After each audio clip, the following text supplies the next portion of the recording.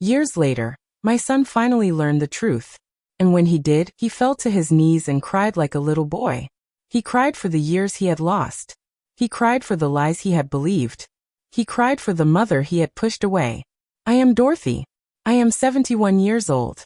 I am a widow. I am a mother of one son. I am a grandmother of two. And I am a woman who carried a secret for 15 years. A secret that broke my family. A secret that silenced me. A secret that finally came to light. The truth did not set me free. Not at first. At first, the truth destroyed everything. It destroyed the last bit of peace I had. It destroyed the image of the son I thought I knew. It destroyed the life I had built out of the ashes. But then slowly, the truth began to heal. Like rain after a drought. Like spring after winter. Like a door opening after years of being locked. I did not tell him the truth. I could not. I was too scared. Too ashamed. Too afraid of losing him completely. So I stayed silent. I swallowed the pain. I smiled at family gatherings. I pretended everything was fine. I let him believe the lies. For 15 years, I carried the weight. Alone. Then one day a letter arrived. A letter I had been waiting for. A letter I had been dreading. A letter that would change everything. My son opened that letter. And he finally learned the truth. Let me go back. Let me tell you about the boy who was my whole world.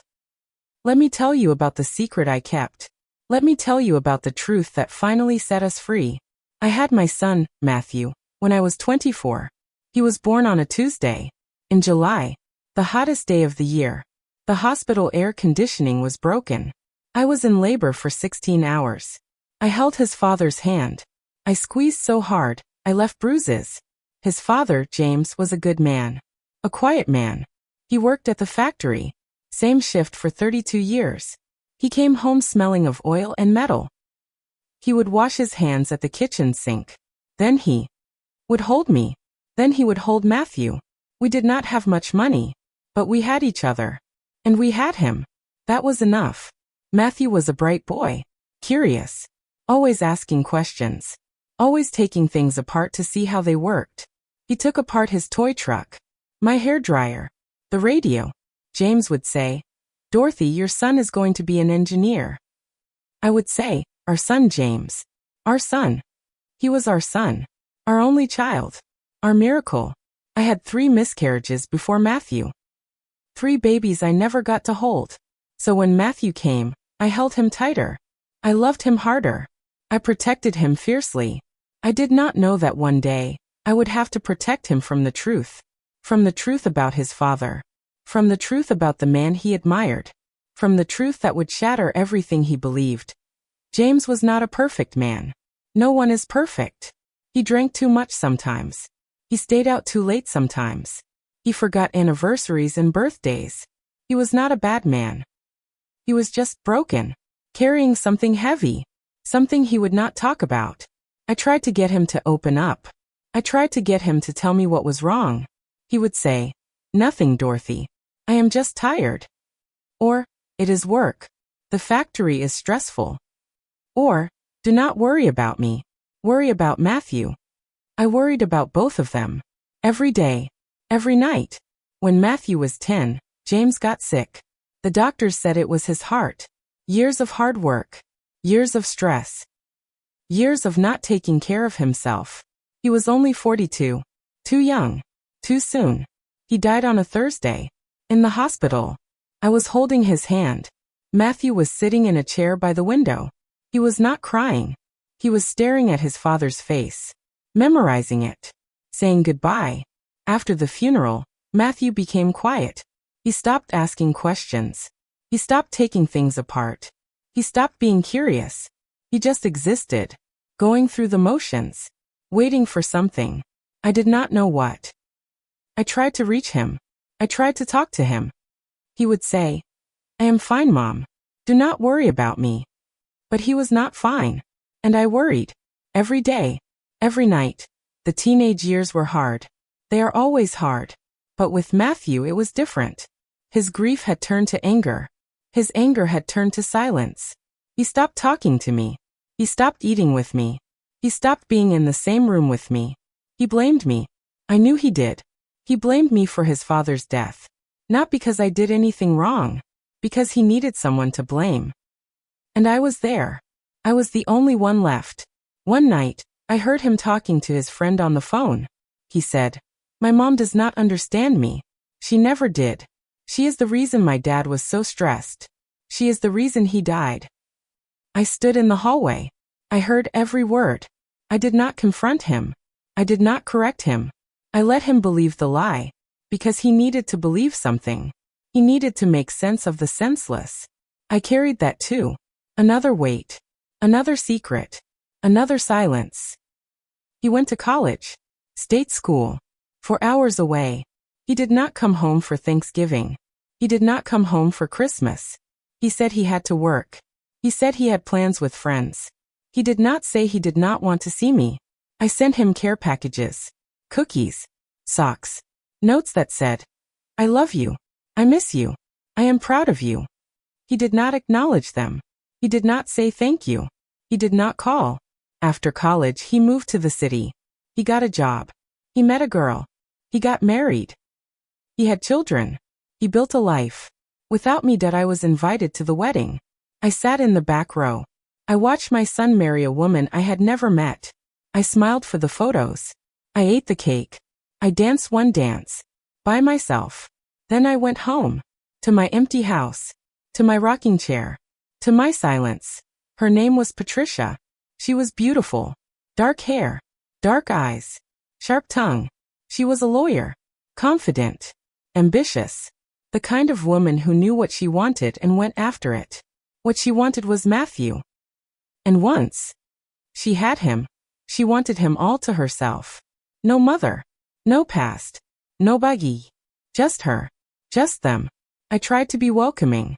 I sent a wedding gift. A beautiful vase. Crystal. Expensive.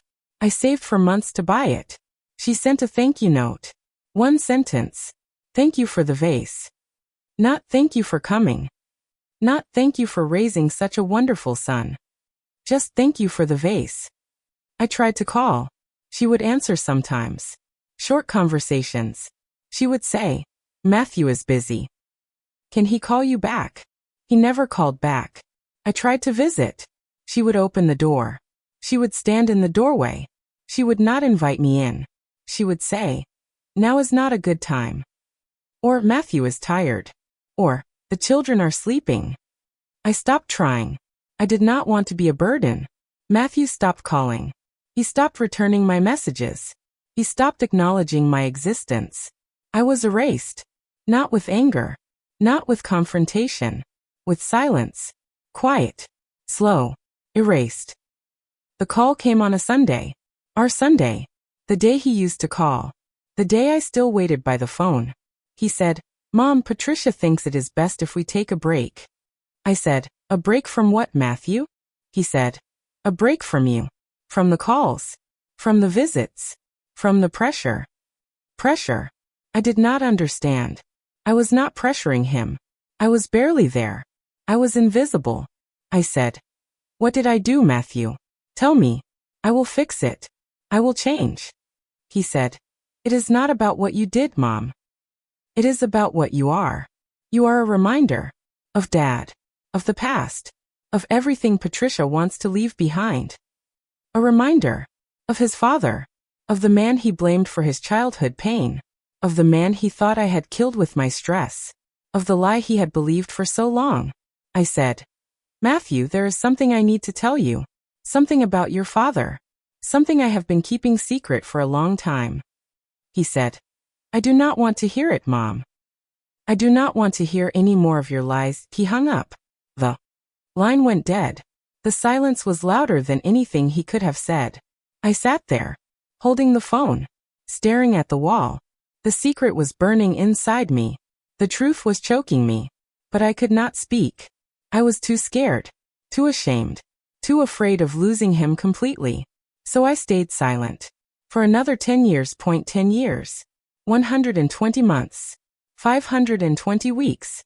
3,650 days. I counted. Not every day, but most days. I would wake up and think, It has been X days since I heard my son's voice. I would mark the calendar. A small X for every day of silence. The calendar filled with X's. Then I would buy a new calendar. And fill that one too. I did not stop living. I could not. I had to keep going. I had to keep breathing. I had to keep hoping. I went to church. Every Sunday. I lit a candle for Matthew. For Patricia. For the grandchildren I had never met. I prayed. I prayed for them. I prayed for me. I prayed for the truth to come out.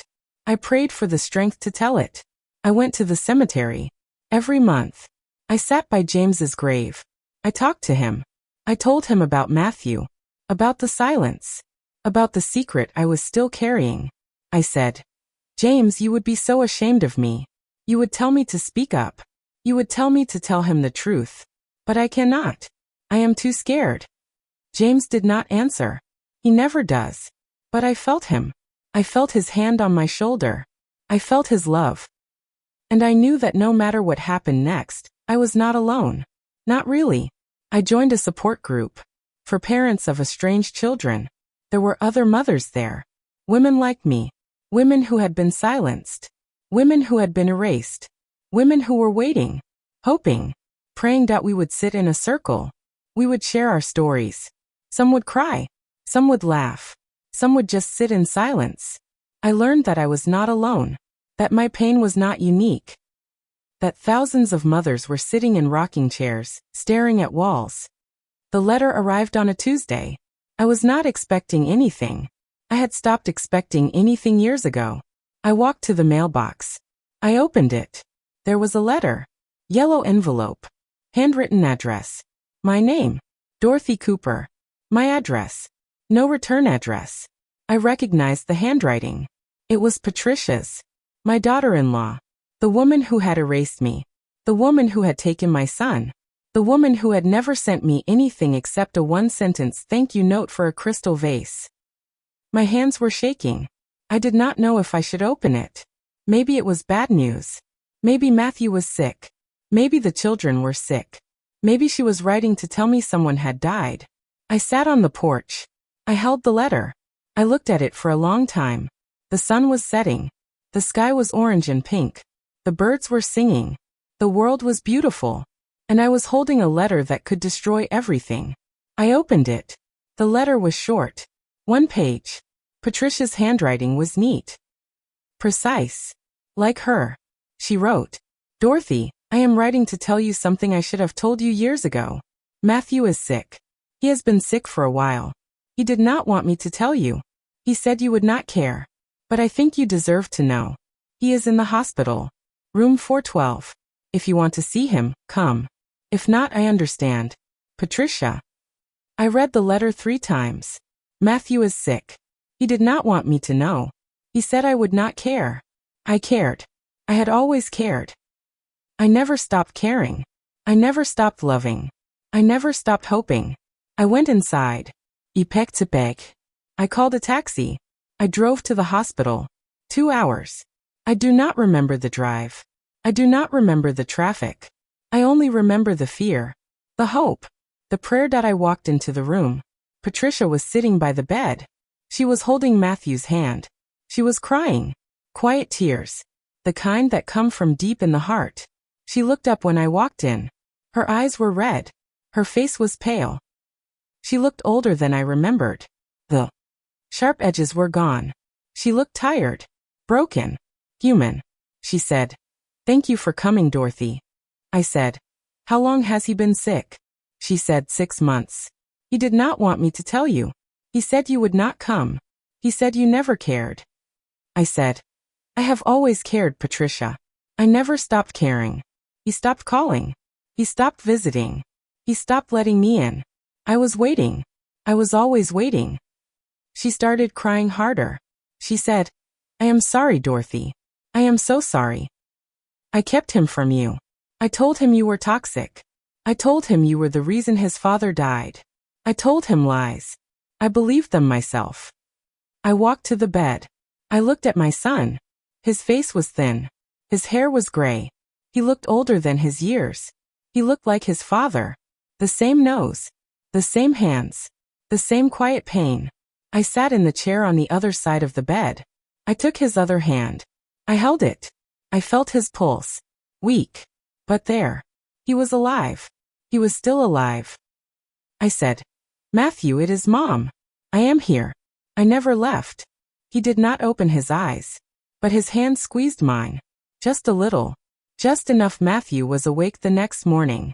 His eyes were open. He was looking at the ceiling. He did not see me at first. He did not know I was there. I said, "Good morning, sweetheart." He turned his head. He looked at me. His eyes widened. He said, "Mom." I said, "I am here, Matthew. I am here." He started crying. Tears ran down his cheeks. He said, "How did you know? Who told you?" I said, "Patricia wrote me a letter.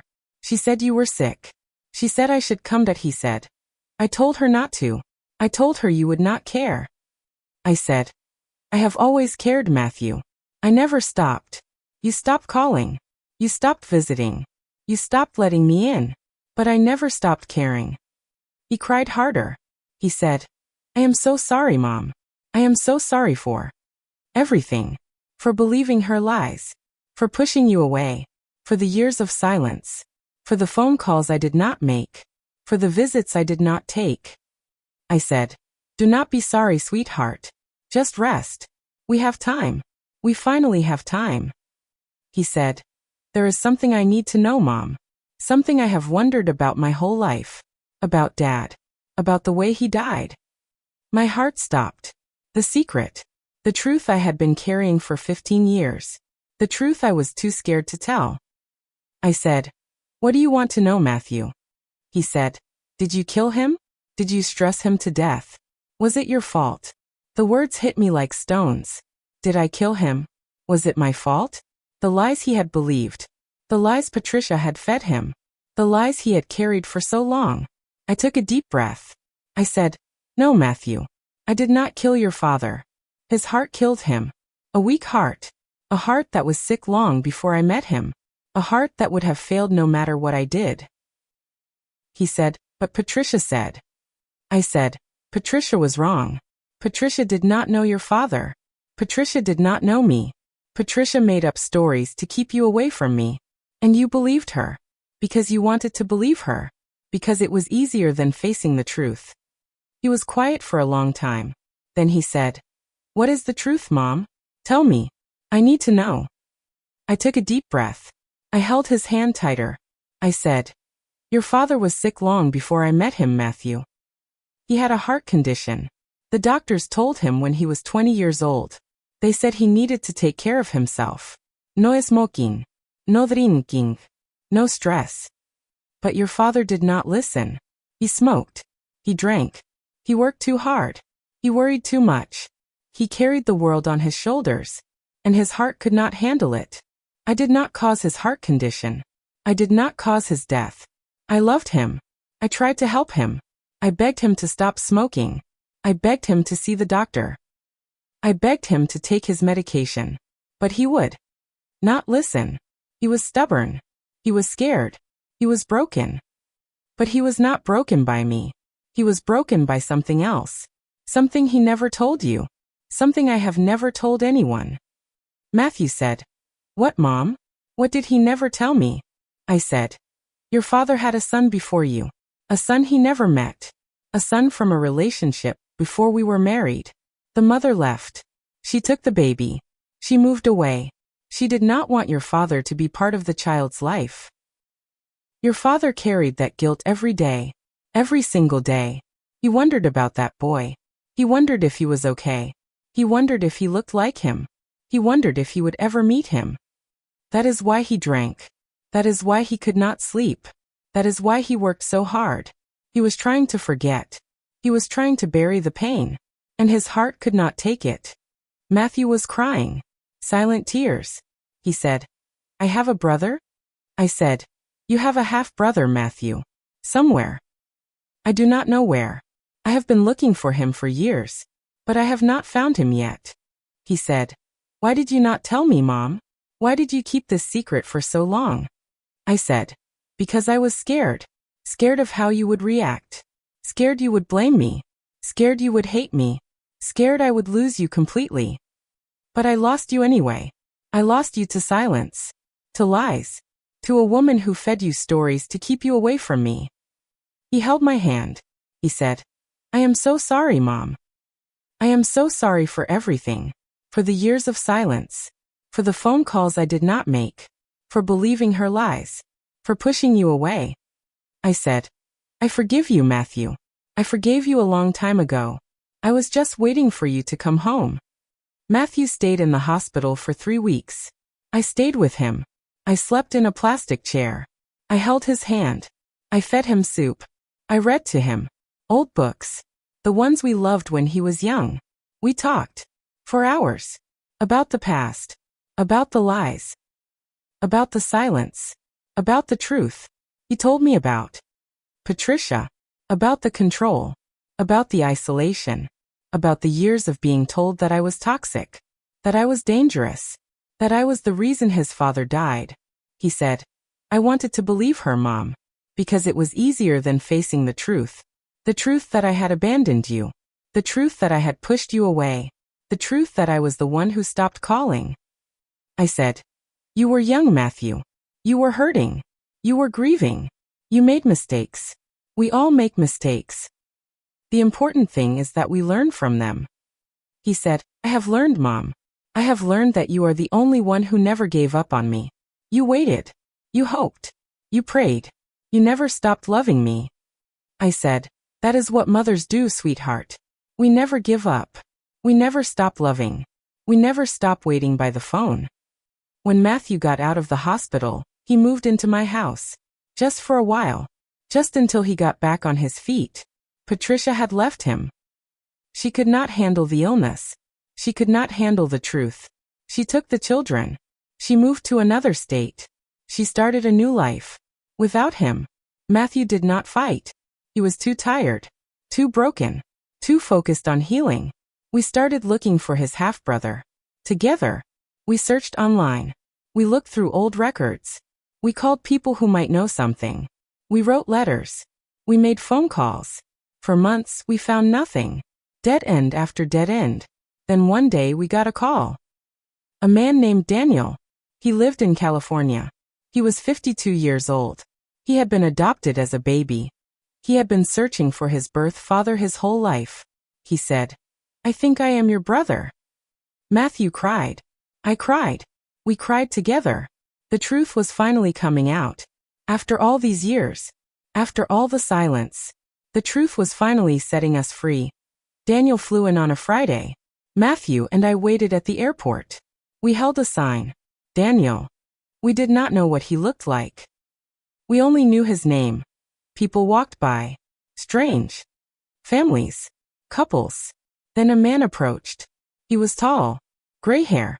Kind eyes. He looked like James. The same nose. The same hands. The same quiet smile. He said, Are you Dorothy? I said, Yes. Are you Daniel? He said, Yes. I have been looking for you my whole life. We hugged. Strangers. Family. Connected by blood. By secrets. By truth. Matthew hugged him. Brothers. Finally. After 50 years that we went to my house. We sat at the dining table. Arthur's table. The one he built. We talked for hours. Daniel told us about his life. His adopted parents. His childhood. His search for his birth father. He said, I always wondered about him. I always wondered if he thought about me. I always wondered if he loved me. I said, He loved you, Daniel. He talked about you all the time. He never stopped thinking about you. He never stopped wondering about you. He never stopped loving you. Daniel cried. He said, Thank you for telling me that, Dorothy. Thank you for finding me. Thank you for bringing me home. We went to the cemetery the next day. Matthew, Daniel, and me. We stood by James's grave. We held flowers. Yellow roses. His favorite. Matthew said, Dad, I am sorry. I am sorry for believing lies about you. I am sorry for blaming Mom. I am sorry for the years of silence. I hope you can forgive me. Daniel said, Dad, I never met you, but I have thought about you every day of my life. I hope you are proud of me. I hope you are at peace. I said, James, our sons are together. Finally. The truth is out. The secrets are gone. Rest now. We will take care of each other. We stood there for a long time. The sun set. The stars came out. The three of us. Together. Finally, so here I am. 71 years old. Living in the same house. Sitting in the same rocking chair. Waiting by the same phone. But I am not waiting anymore. I am living. My son calls every day. My other son calls every week. My grandchildren visit on Sundays. They sit at the dining table. Arthur's table. The one he built. They eat my cooking. They laugh. They argue. They love. Patricia is gone. The lies are gone. The silence is gone. The truth took 15 years to come out. But it came out. And when it did, it destroyed everything. Then it rebuilt everything. Better. Stronger. I have learned something in this house. Something I want to share with you. Especially if you are a mother. A grandmother. A woman who is carrying a secret. A woman who is waiting for the truth to come out. Here it is. Truth is heavy. Carrying it alone is heavier. Speak. Even when you are scared. Even when you think you will lose everything. Speak. Because the silence is worse. The silence will destroy you slowly. The truth might destroy you quickly. But then it will rebuild you. Years later, my son finally learned the truth. And when he did, he fell to his knees and cried. He cried for the years he had lost. He cried for the lies he had believed. He cried for the mother he had pushed away. Then he stood up. He hugged me. He said, I love you, Mom. I should have said it sooner. I should have said it every day. I said, you are saying it now, sweetheart. That is all that matters. I still talk to James. Every night. Before I go to sleep. I look at his photo. I tell him about my day. I tell him about Matthew. About Daniel. About the grandchildren. About the dining table. About the pot roast. I think he can hear me. I think he is listening. I think he is proud of me. Not because I did everything right. I did not. But because I finally told the truth. I finally spoke. I finally set us free. That is all any of us can do. Tell the truth. Speak the silence. Set yourself free. Even when it is hard. Especially when it is hard. I am Dorothy. I am 71 years old. I carried a secret for